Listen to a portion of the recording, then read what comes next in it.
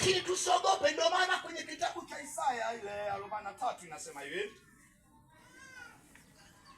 Bwana aliyekuuluku Yakobo, yeye aliyekuumba Israeli asema hivi, usiogope, maana nimekukomboa, nimekuita kwa jina lako, wewe uwangu. Utakapopita katikati ya maji mengi, nitakuwa pamoja nawe, na katikati ya mito haitakugharikisha. Uendapo katika moto, hutateketea, wala mwali wa moto hautakuunguza.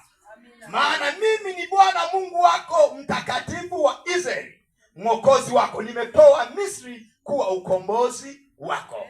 Yesu atusaidie sana. Maneno haya yalikuwa ni ya kuwatia moyo, na pia moyo watumishi wa Mungu wa Yuda na Yerusalemu. Walikuwa wamekata tamaa miaka ya kutosha. Ukisoma kuanzia sura ya 1 mpaka sura ya 39 inazungumzia habari za hukumu na dhambi kwa Yuda na Yerusalemu. Lakini alipofika hapo, wana Yuda na Yerusalemu wakawa wamekata tamaa sana. Kila aliye hai anajiona kama ni mfu.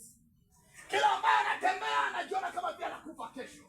Lakini Bwana mbinguni alivyoyaona, akaandika waraka huu ya kwamba mtumishi wangu wa Israeli Yakobo, usiogope wewe wangu. Yesu atusaidie. Wewe ambao uko mahali hapa, wewe ni mtumishi wa Mungu, usiogope. Utakapopita katikati ya maji mengi, hayatakugharikisha. Maana Mungu wako wa mbinguni bado yuko hai, atakuwa pamoja na wewe. Wala katikati ya miale ya moto haitakuunguza wala kukugusa wewe. Maana wewe ni mtumishi wa Mungu ali hai. Yesu atusaidie. Mpaka majira ya Mungu yafike na wewe usaini. Yakifika na wewe ukasaini kwamba Mungu yatosha, kweli unaenda. Maana yamefika, kusudi la Mungu limetimia na wewe umesaini. Naondoka. Ndio maana kikawaida ili mtu aondoke kama sio ajari, lazima mtu asaini. Yesu atusaidie. Amen. Lazima mtu asaini. Aseme nimekubali. Mahali ambapo tunaona tunaenda kuangamia, lakini kwa msaada wa Mungu hatuangamii. Hatuangamii kwa sababu yupo Mungu anayetupenda. Ataondoa kila mmoja kwa wakati ambao Mungu amekusudia, kwamba huyu majira yake yametimia na kazi zake zimekamilika. Huyu anatangulia, lakini sisi ambao kazi zake hazijakamilika, tutafute kutimiza kusudi la Mungu. Fanya usiku na mchana kupendeza moyo wa Mungu. Amen. Ili wakati utakapofika, utakapoanza kutoa hesabu, basi useme, Mungu, kwa kweli, kwa kadri ulivyoniwezesha, moyo wangu nilijiona si dhaifu.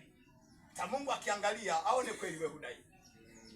Kwa muda huu ambao tuko hai, kama ni kazi, fanya kwa uaminifu, tumkimbilie Yesu. Tuseme, Yesu, nitakung'ang'ania wewe. Nitatembea pamoja na wewe. Nitatafuta uso wako usiku na mchana, ili nione neema yako ikiwa pamoja. Hapo ndipo utaona neema ya Bwana. Kila maeneo ambayo utakwenda, Mungu atakuwa upande wetu. Mungu hajawahi kuacha watu wake. Tatembea pamoja na sisi. Tatembea pamoja na sisi katika maisha yetu. Hata kama utakutana na mambo gani ya kutisha, wewe mwambie tu Yesu, haya tu nitapita, sio mimi wa kwanza. Wapo wengi waliotangulia, lakini walivuka kwa neema ya Bwana. Mradi tu usisaini. Kuna muda mwingi sisi wa Pentecost, kuna muda mwingi wanadamu tunapenda sana kukiri mapema, kusaini mapema. Yesu atusaidie sana. Na mimi nilishowahi kusaini kipindi kimoja, niliugua kweli kweli.